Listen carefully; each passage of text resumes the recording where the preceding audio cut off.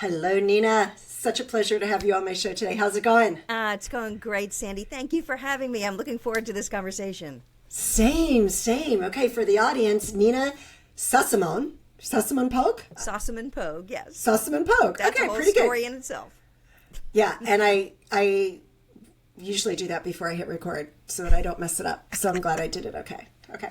So anyway, Nina is a sought-after speaker, 2-time best-selling author, podcast host, and she has an extraordinary journey through elite athletics, television news, corporate America, and she's also made the US Gymnastics team in Grace magazine covers as an Olympic hopeful alongside Mary Lou Retton. But then you failed to make the team. We got to talk about that. Yeah. Yes. I've had a lot of big successes, so people often introduce me with the successes, but what I like to talk about are my failures. So open book there. Let's talk about that. Yes. Well, and I'm glad that you said that because that is the definition of success to me. It's a combination of all our failures. Yeah, you only learn from what you get wrong is what I'll say sometimes. If you keep getting it right, then no one can point you in the right direction. So it's like being coachable. You just keep keep making small adjustments until you get there. Yeah, I mean, I used to use my when I before we started recording, I was telling you how I got certified to be a life coach right after I stopped coaching skating, but I had also owned an IT recruiting company. While the last 2 years I was coaching skating, I started an IT recruiting company because didn't have enough on my plate. I was traveling around the world. Yeah. My brother, because I love running a business, and being a skating coach was running a business, but it was very different. But I liked the traditional, and I actually, it was a brick and mortar. Like I actually had office space. We had our name on the building and all that. But I used to tell people that ended up failing just because of the economy and the whole .com industry, exploded back in 2003. So I always tell people, I can tell you what not to do because I don't know what I did correctly, but I can tell you what not to do. Right? Yes. It's all a journey. It totally is. All right. So let's go back to the beginning. I want to hear about your gymnastics career. And yeah, let's start with there since that was when you were a teenager. How was that journey? Well, my journey, I speak on resilience now, but I didn't even get to that word or realize who I was or what that was all about until I was in my 50s. But the journey began, like you said, when I was young. So I started doing gymnastics at 4 and 5, like most little girls who have success in the sport. And then I moved away from home at 13, made the U.S. team, traveled all over the world, was an Olympic hopeful, on the cover of magazines and things. I always joke that the first year that Mary Lou Retton won nationals, I won Miss Congeniality. So I wasn't the best out there, but I was always like cheering. That would have been me. That would have been me. Like yes. But I was on the U.S. team, and I'm traveling the world, and I'm wearing the USA sweats, quite proud and an honor to be there. And then I don't make the Olympic team. Only a handful of girls make it, and I didn't. I actually bombed in one of the qualifyings leading up to. In one of the Olympic qualifiers, I bombed the meet, and back then they didn't have a panel and it was just all the numbers. So they didn't have a panel and make a choice.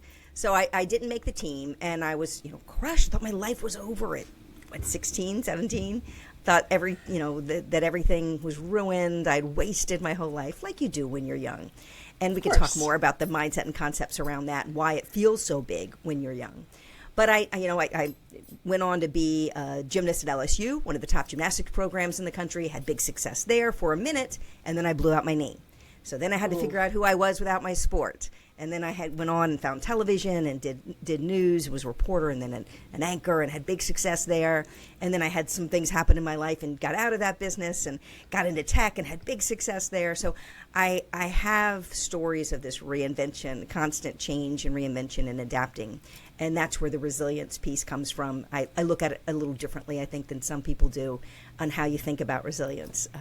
But yeah, my story is I like to talk about the failures and the fact that all of us have lives with highs and lows. Mine might be extreme high highs and low lows, but we all have those as we go through life. Well, we do. And it's interesting because I feel like our lives have kind of mirrored one another, although I wasn't even close to making it to U.S. Nationals as a skater. was much better as a coach. I've just been a coach my whole life, and I'm really good at that. And I'm a great athlete, but figure skating was very different back when I was doing it. And you had figure eights. Oh, yes. And, you know, a teenager and a young kid having ADHD and being told to go around and do circles on the ice for an hour. Probably not the best. It was torturous because I just wanted to get out and jump and spin. And so that was what really held me back. They since, I don't remember the year, but they eliminated that, and rightly so, because it wasn't producing the level of skaters that the rest of the world was producing, because we were the only country that held on to that tradition. Right. Well, in gymnastics, they had compulsories. Yeah. Now, the compulsories stayed, right. You know, internationally, you had to have the compulsories for many years, but I think they dropped those in the late 80s or 90s, and they got rid of compulsories too. Maybe it was the 90s by the time they got rid of that. But yeah, similar. Like, let's go do the big athletics and get past the basics. Exactly, because you're not producing the same level of athlete by holding people back. But regardless of that, same thing. And I don't know if it's because as an athlete, and especially a solo sport, right? Like gymnastics is, it's me against, you're competing against yourself. Right. And I know for me, and I'm interested if you find yourself in the same situation, because of my background and because, even after skating, I ran a marathon and now I compete in tennis. I have a tennis match tonight at 9:00 at night. That's how crazy I am, right? 9:00 at night. I have some former gymnastics friends who still are doing that at our age too, all the time. Right. I know. But wouldn't have it any other way. I wish it was at 8:00, but yeah. There's something in us that we need to keep competing. We need to keep competing. And what I'm curious with you is a new challenge, before we hit record, I was telling you about how, you're on Happiness Solved podcast and it's going to be released as Peak Performance Podcast because I'm doing Peak Performance Playbook television show, because that is a challenge that do I have experience in media production? Well, just as a podcaster, right?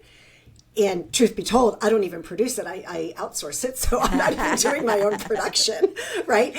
But I want to do it. I want to take on the challenge because, you've just got that. It's just something within us. Do you find, have you had that experience? There's certainly a drive to continue to, what I call up the ante, to keep leveling up, learn new things, take on new challenges.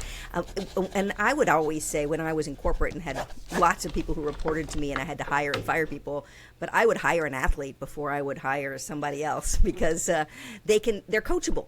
Like you're a coach, you can coach them and they don't crumble and burst into tears or think their life's over if you say, hey, that report isn't quite right, or that spreadsheet's wrong, or the way you did this, you need to rethink how you interact with this client, because they're coachable and they can keep getting better. There's something about being an athlete where you just keep getting better. And you said it in your life. I've done it in mine. I did, television. I was a reporter. Then I was a political reporter. Then I was an anchor. And then I wanted to go out and win the awards, and I won an Emmy.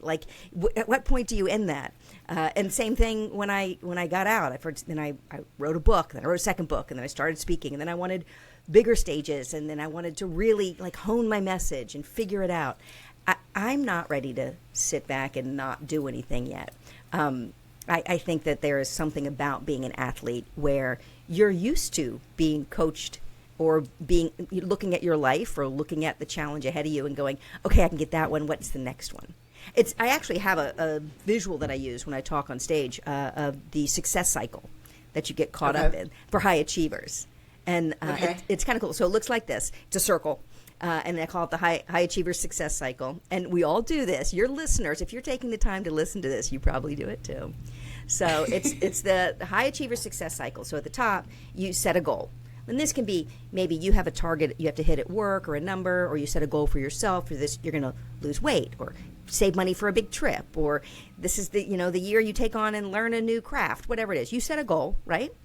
And then you try some things. You learn about it first. You learn about it and see what you need to know about that new goal. And then you try some things, figure out what works and what doesn't.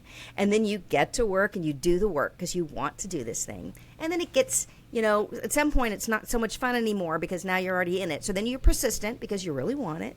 So you're coming back up the other side of the circle. Now you're persistent because you really want it. And at the end, nothing's easy that's worth having. So then there's that grit. You have to have the persistence, and you have to have the grit. And you're like, I really want this thing. Like, I want this vacation. I want to buy this house. I want this promotion, whatever it is. I want to lose this weight. So the grit, and then because you're you do it. You're back up to the top of the circle again, and you succeed. You achieve the thing. Yay, you. And then you know what you do? You set a new goal. And you go around again. And you go around, and this is what we do in our life. We just set it, and we go around again. Sometimes I'll talk about it, and then right after that, I'll show a picture of one of those old metallic merry-go-rounds. Remember those? The metal ones? Yeah. On the playground. Back when it was like a metal play equipment, and you would jump on it, and like the back of your leg would fry because it was so hot, and you'd fly off into actual dirt, not like a manicured, playground like they are now, and actual dirt, and then you'd wait till it slows down, and then you jump back on again. Like, what were we thinking? So that's us. That's us. If you're in this, I want to say you're in the game. If you're a high achiever, if you're living life and you want to keep doing more, being more, making more, seeing more, you're going to keep going around this and achieve and then set a new goal, and you're going to go around again. Yeah. And the fun thing about it for me is that end result. It's hard to explain that when you reach that point, like you set the goal, you reach it, and you achieve it. It's like a drug, right? Yeah. Oh yeah, that dopamine and that rush that's really, really there, and you need all of that. There's the stress of doing it gives you the cortisol and then the norepinephrine to get focused. When things start going wrong, and then you do get this great dopamine hit. Like, it's all chemicals in our brain that are going off when we do this, and some of us may need that chemical more than others. We may be addicts. So you're telling us we're adrenaline junkies? Yes, it is. It's very similar, very similar. But I don't know about you, but I'm not jumping out of a plane or no, I'm not doing that either. No free solo for me. Not happening. Yeah, my adrenaline junkie, there's a cap to what I'm going to do. Yeah. But it was interesting. You said you do more sports. I've continued to do sports throughout my life too. I did bodybuilding right after gymnastics. That was ridiculous now that I look back. But then I did triathlons in my 40s. And then I turned 50, and I would just keep changing, and I wanted to do new sports, distance cycling and different things. Yeah. Yeah, I tried after I did the marathon. We had a pool in our backyard, and I was like, all right, I'm going to do a sprint triathlon, right? Yeah. Like the baby ones. Oh, that's what I did too. I didn't do the full size. Where you just try it out. Yeah. And it was like the running was no big deal. Biking, piece of cake, even though I'm not a cyclist, but I could do the biking part. I couldn't do the swimming. And I know how to swim. I was certified. I grew up on the water outside of Annapolis. We had waterfront property. I was certified to be a lifeguard. I know how to swim, but I never swam competitively. And I think that's the big difference. I couldn't do it. Now, because it wasn't important to me, right? It wasn't important. If it was important, if you'd have gotten a coach and they'd have taught you, yeah. Yeah, and I didn't. It wasn't important enough to me because I couldn't get the swimming down, and I did not enjoy it. Oh, and as you know, coming from our background, if we're not enjoying it, it ain't happening. No, well, that's funny you say that, because I did my first sprint triathlon. I did a couple, and I was like, because I really wanted to be that person that could do a triathlon. Like, it was a thing. I didn't know they were going to write how old I was on the back of my leg. Like, the first time they took a Sharpie and they wrote like 45. I'm 57 now, but back then I was like, that was horrifying that they were writing my age on my body. But I did it. I did my first few triathlons, and I did the sprints, and then I realized I hate running. And I really hated the swimming. I just loved the cycling, though. And that's where I fell in love with cycling. And I switched gears, and I became a distance cycler. And I really enjoyed that. And my kids said I had a bike problem. I would spend a lot of money on bikes. I had a whole garage full of Well, they're expensive. Yes. It was definitely a phase I went through. I had serious bike problem. But yeah, it's the dope. There's something going on there that I don't know if it's healthy or not, but there are worse things you could fall in love with. Well, and I think the thing for me too is that learning, like with let me just use tennis as an example.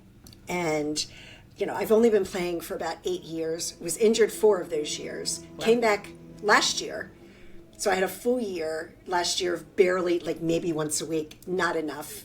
once you get past a certain age, I mean, if you want to have any sort of improvement, you've got to do it 2 to 3 times a week. This year, I'm finally at 2 or 3 times a week, doing more competitive tennis. And the first, I feel like I'm finally at a point now where I can get into a match. And when I say a match, this is an official USTA match. Right. No fans. Very low level. Yeah. This is not right. We're talking like 9 o'clock at night. Yeah. With Someone's keeping score, though. We're keeping score, but there's no referee. It's just very, But I would get so nervous. Right? Which is a good thing. It's normal, right? It's normal to be nervous because I care. But I feel like I finally reached a point where I can breathe and I can actually but it's taken time. And again, I think it's the resilience, and I'm bringing this up because we're going to talk about that. It's the resilience that I needed to experience being new in the sport and getting out there and competing and caring and messing up. Yeah. Right? And that's the resilience that, I love, right? Yeah. So, yeah.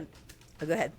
No, I was just going to say, but you mentioned that you have a little bit different definition for resilience, and I wanted to dive into that. Yeah, I think the definition that I use is from the Center of Resilience. It's the definition of resilience when it comes to humans, because diseases can be resilient, plants can be resilient, bugs can be resilient. Like you want to be the cockroach. My orchids behind me are resilient. Well, that has yet to be seen. I will be checking back in to see if those things live. Because I'm impressed, because I was saying before the show, folks, that I give up on mine. I just can't stand looking at them when they're not blooming. Anyway, so the idea of resilience, the definition that I use is for humans, and it's the ability to learn, grow stronger, and adapt in a positive way to whatever happens in your life. And it's the adapt in a positive way that I really lean into. And it's how we adapt to whatever's going on. Little things that get in our way and the big things that get in our way. And, you talk about happiness. It's do we have a positive attitude? We have the right mindset when things come into our lives that don't go as planned. Because our lives don't go as planned. And it can be anything from what I call a big this. This is whatever you're dealing with. It can be a big this, like something that takes your life in a whole new direction, getting fired, death of a loved one, a divorce, something happening with one of your children, like something that really changes everything. Or it could be a capital THIS with just the capital T. So, like you get in a car accident and maybe you're in a boot for a little while, have to get your car fixed. Like you just got to get around it, but life can go back to where it was. And then these little thises that are just the everyday stuff that happen. You go to do a podcast and something's not working technically, or you go to step out into the world and you spill coffee on yourself, or you hit traffic, like stuff that just happens that you have to just manage through. So how you adapt is really key to being resilient, and it's very different than grit and persistence. And I look at it with some stoicism and some neuroscience, and I believe that adapt piece is really absolutely the key to being resilient. And it goes back to you and I in the conversation of being coachable. Are you coachable or are you not coachable? Are you going to be able to learn from what has happened to you? Yeah. So do you have any golden nuggets that you can share with the audience to help build that? Because I feel like resilience is a muscle, right? Yep. It's a muscle that you build. Yep. What are some tips that you can give to help people build that resilience and not look at it like, oh, this happened to me, right? Because when this happens, whether it's, the different levels of this happening, it's so easy to get into that victim mentality. Right. I have a 4-step process, but the one you just mentioned is actually the S in my tips, TIPS, and that's that's the story that you're telling yourself. So this just happened, or this always happens to me, or this is never going to work, or I'm never going to get. That's that self-sabotaging language. It's the words in your head that come out of your mouth that become your story. And there's different areas of self-sabotage. There's the overgeneralization. This always happens to me, that kind of thing. The catastrophizing. It's never going to work out. Everything is ruined now, where you just play it forward and doomsday scenario it. And then the jump to conclusions. That's another way we self-sabotage. Like, they haven't texted me back, so they must hate me or think I'm an idiot, or they're all, that whole thing. Like, they must not like me because they haven't texted me back. Meanwhile, they're at their kid's game, or they're dealing with their own this that's going on. They're just, you're not the main character in their story. They're living their own life. I love that. Yes. Yeah. And the other self-sabotage is exaggerate. I have 8 million things to do. 1,000 things have to go right for this to happen. I have 50 loads of laundry to do this weekend. Like, really, people? Do you really have count 50? them? Probably 6 or 7, which super sucks, but it's probably not 50. Yeah. And then the last piece of the fifth type of self-sabotage I like to talk about is this belaboring, where we keep going back, and going, Yes. if only I hadn't taken that job, married that guy, done this thing, left late for work, whatever it is, we're belaboring. And if Bob hadn't done his part, then we'd be in a different place. All of those things, all of that self-sabotage is sucking your energy, affecting your well-being and the way you feel about yourself and the world around you. It's your confidence. It's the way people interact with you. That self-sabotage, the words in your head that come out of your mouth, become your story. So that's a big piece of the framework that I talk about, that piece of it. The other piece that I will say, if people who are listening and going, but I'm in the middle of something really bad, like a divorce. I've been through one of those. And no one goes into a marriage thinking that's the outcome. So that's an easy one to point the finger at it and go, not part of the plan. Certainly not part of the plan. Didn't walk down the aisle and buy the dress and invite all my friends for this not to work, right? Yeah. Exactly. And so whether it's been 10, 20, or whether it's been 10 days, 10 years, 20 years, whatever it is, it's still not part of the plan. That's an easy one to look at. So what I like to have people do with whatever that's going on in your life is to start my framework, is I have them take a piece of paper and turn it sideways and draw a line across it. And you'll like this, Sandee, because in our age it's kind of fun to do. And you put dots on it. You put 10 dots on that line. That's your lifetime timeline. So age 10, 20, 30, 40, 50, 60, 70, 80, 90, 100. If I want to pretend I'm going to live to be 100, I know I need to drink less wine and take better care of myself. That's my life. I'm going to put it out there. So you put your timeline out there, all right, and you have it on a piece of paper. And then you can take whatever this is that you're dealing with right now, whatever thing that you're trying to get past. You've been fired or you're going through something, or you take it and you put a dot on that timeline for how old you are today. And you put a dot there. And that's your this, right there. And then what's really magic about this is my whole concept of this is one thing in your whole life. It is not your whole big, messy, marvelous life. So by having it on your timeline, that's the first thing. Put the dot there and where it's happening. That's your this. And then you draw lines on both sides of it, down the paper. And you can't talk about what happened before, woulda, shoulda, coulda. Any good therapist will tell you if you're living in the past, that's where depression lives, back there. And then the other line, you can't talk about all the doomsday scenarios and how everything's going to be in the future.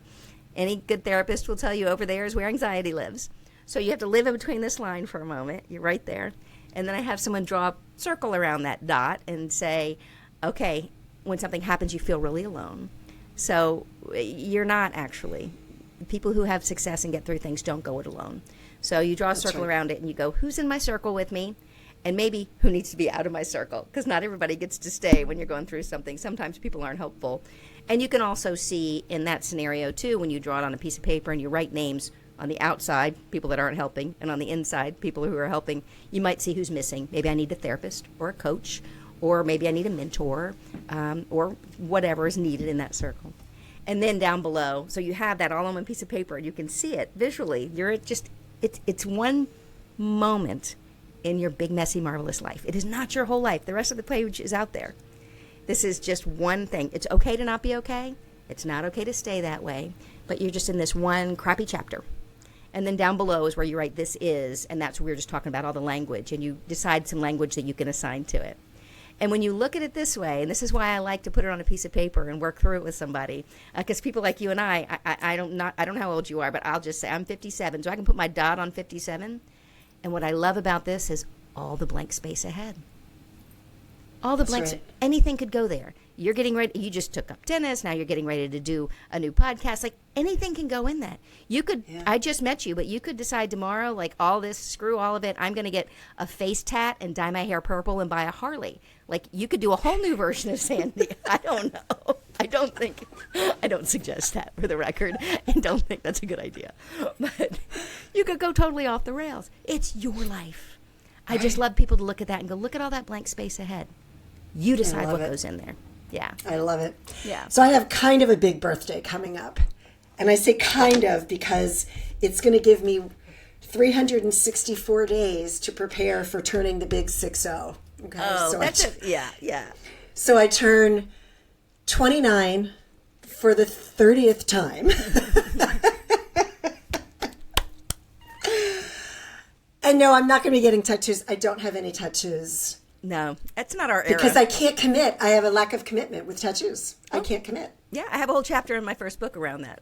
Yeah, it's I very can't fun. commit to it. Mm-hmm. Yeah, but I was also raised, with my father telling me that, he used some foul language, that only women that were this had tattoos and sailors. Yeah. Well, the world has changed, obviously. World has changed. Everybody has artwork now. So it's not a big deal. Right, and it's perfect. Yeah. But I love that. I love that you were talking about that blank slate, because that's kind of where I've been lately. Is I keep having these conversations with my future self. Yes. I do a lot of meditating, and I have this meditation that I sometimes take clients through, or when I'm in a workshop, I'll guide people through it. And it's just envisioning your future self. And if you go deep enough, you can actually have a conversation with your future self. And I believe that we can tap into that energy. And it's very, very powerful because, I think when I was turning 30, I probably thought, I'll be dead by the time I'm 60, or I'll be like this old grandma walking with the kid, right? Because we don't have any concept. You didn't even think of it.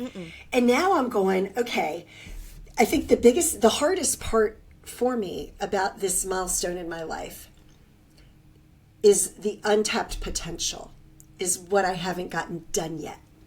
I think everyone... That's what bothers me. Yeah, everyone our age feels that way. But this is your life. There's still so much I've got to do. Right. No, so much you don't have to do. So much you I know I don't want have to do, but I want to do all Right. this stuff. And There's you'll so have much to I choose. want to do. We just get to a point where we have to choose, because it's not going to be time to do it all. But we get to choose this, messy, marvelous life. Reverse engineer your eulogy or whatever. Who do you want to be? Not what do you want to do, but who do you want to be at the end of, when somebody looks back on your lifetime. That 5 years thing, I've always said it to my kids, especially when something would go wrong in high school or something.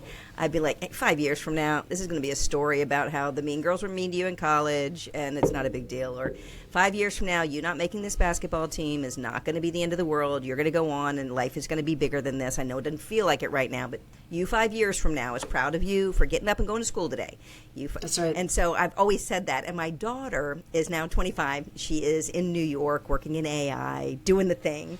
And every once in a while, she'll have a good day, and she'll either call me or text me and say, the me from 5 years ago is going, man, she is rocking this, Oh, I love it. Or me 5 years from now would be so proud of me I'm doing the thing. I'm doing the New York thing. So it's neat to see. And other days when she's having a really crappy day, she'll say, well, me from 5 years from now knows I need to get off this couch and go do something about it. But I'm going to sit here and drink too much wine and be ridiculous for a day. And I'm like, you're allowed. You 5 years from now is going to go, remember that day you sat on that couch and drank wine all day because you were pissed at the world? Yep, that's okay. Just don't stay that way. Yeah. Just don't stay that way. But right? they use that language, me 5 years from now. And I always love it. I do that. I have that conversation with myself, me 5 years from now. And a lot of times I'm doing it when I'm making decisions. And I try to, like you do in a meditation, think about what do I want my life to be? And not exactly what do I want to be, what am I doing? But am I in what type of house? And looking out the window, am I seeing a beach or a mountain? And people coming, am I going to visit people? Are they coming to visit me? What am I putting out into the world? How kind of parent am I being, or partner am I being, a friend or daughter, all the things. So you can kind of play it forward in a lot of different ways. Oh, I love that. Yeah, I have visions of, having the lake house and seeing the grandkids running around the yard and, just stuff like that. I love it. Yeah, and that's what you work towards. So at least you can make decisions based on, does that get me there? Does that get me there? Doing the things that I'm getting ready to do? Is this next? I'm taking on a new project for 6 months or so. Is that going to get me to the lake house? Is that going to be helpful? Yeah, it helps you decide on those things. Yeah, love it. So what's going on with you now? So tell us about what you're doing today. I'm talking with you right now. It's the Well, most yes. important thing. I live in Charleston, South Carolina. Where My brother lives there, and my stepdaughter. Oh, nice. Well, if they've been here for a long time, they probably watched me on TV here back in the day. Okay. But I did news here for a long time, and I raised my kids here, and my husband and I still live here. But I travel most of the time. I am a speaker at big corporate events. I speak on resilience and change. So I work with companies going through mergers and acquisitions or reorgs or big product changes. And since I worked in the tech space for a long time at a big SaaS company, software as a service, then I speak at a lot of in that space, cybersecurity, SaaS, AI. And I speak on resilience, and it's a mix. It's the same thing. It's that framework I shared with you. It's a mix of stoicism and science and neuroscience and my own experiences and experiences of people I've met along the way and the stories that I tell. And I really enjoy that. And I've got a couple of books that I've written, and I just launched, actually I'm not sure when this airs, but I just launched a new online workshop that is just real quick for anybody going through something tough. It's just called the Now What Workshop. So if you're having a now what moment, you can pop in there and take a quick now what workshop, and it'll get you past whatever this big thing is that you're dealing with. I love it. Now what? Now what? This happened. Now what? Right. That's the whole idea. And people are like, now what do I do? I just got fired. Now what? Or furloughed, or I'm going through a divorce. Now what? I don't answer all the questions for you, but I get you in the right mindset and the right place to actually take action and make sure you don't get stuck right there. I just want to make my tagline that I use often is, I want to help hardworking humans thrive through tough time. Thrive through tough times. I really like hardworking people. That's why I think you and I would be buddies if we lived closer. Oh, for sure. Yeah, I like people doing the work. So I'm not the Mel Robbins high five, get you off the couch person. I am the, hey, you're doing the hard work and it's not easy. Keep going, because life can be friggin' amazing if you do the work, even though it's not easy. Right. I love that, because, even if you're an athlete and you find yourself not making the team, or you have an injury that sets you back, or sometimes it's career-ending injuries and things like that, or it's just time to move on. Now what? Go see Nina's workshop, and that'll help you, get to the other side of it, because those are big deals. It is a big deal. One of my favorite things, I'll share this, I don't know how much time we have left, but one of my favorite things to talk about is the concept of when something happens in our lives. And since we both worked with young athletes and both have children, we'll get this, and I think your listeners will too. So when I blew out my knee, we're going to geek out and do a little math here, folks. And you can think about my timeline. It'll help you visualize this. When I blew out my knee in college, so I'm a gymnast at LSU, I blow out my knee my freshman year. I'm 18 years old, almost 19. I just had my 19th birthday. And so when I blow out my knee and I'm 19 years old, and I think my life is over, and I've wasted my whole life because I spent my whole life in the gym. At that point, gymnastics, if I look at my whole life experience, gymnastics was 75% of what I knew of life. Right. I'd been in the gym since I was 4.5 years old. It was 75% of my life had been gymnastics. So of course it felt like it was everything. Yeah. It felt like my life was over. It was everything that I knew. Now, if I fast forward it down that timeline to when I'm 50 and my kids are leaving for college, and I've already done years of television and I've done years in tech, if I fast forward to 50, then gymnastics is 28% of my life. It's not such a big piece. And if I live to be 100, again, drink less wine, take better care of myself. If I live to be 100, then it's 15% of my life. It is not my whole life. So we can do that with anything that comes to an end. I did it with my first marriage. I'm like, that's 10 years of my life. It's 1/10 of my life was spent with this human, and made some great kids. This was the time person was in my life, but they're not going to be in the future. All the blank space ahead was big, and then that was 1/10 by the time I'm 100. Felt like more at the time because I was younger. So we can do this math and mess with ourselves a little bit. And I find it really interesting to put my life on a timeline and look at it. The visual helps me see that it's, we have bad chapters and we have tough times, but a bad chapter is just a bad chapter in your life. It is not your whole life, and is up to you to find your way forward.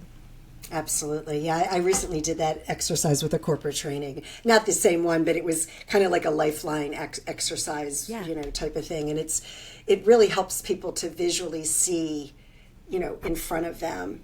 Oh, okay, yeah. Like, and what did I learn from that? There's so many ways you can right. take it. Yeah. Yeah, I have people put above the line their achievements, the things you'd find on LinkedIn or in a resume. All the things that in the top of the line, from winning a spelling bee to, going to college or whatever it is. And then down below the line, I have them put things they've overcome, whether it was not making a team or getting bullied or not getting into the college you wanted to or not getting the promotion, whatever, or having a death in the family or a divorce. All that goes in the bottom, and I call that your reverse resume, the down below stuff. And that reverse resume, I say that's what actually makes you who you are. It's not the accomplishments. It's the stuff you've overcome that really makes you who you are as a person. Oh, for sure. Oh my gosh, I love that. Yeah. This has been such a great conversation. And the tagline for my television show, it's Peak Performance Playbook. One of the taglines, because I've got a couple I'll interchange, is today's athletes, tomorrow's leaders. And what I love about you, Nina, is you are the perfect example of taking your athleticism and becoming a massive force in leadership in this world. And so thank you. Thank you. Thank you, Sandee, so much for having me. This has been a pleasure. No, it's been amazing. Thank you so much. And thank you, everybody, for listening today.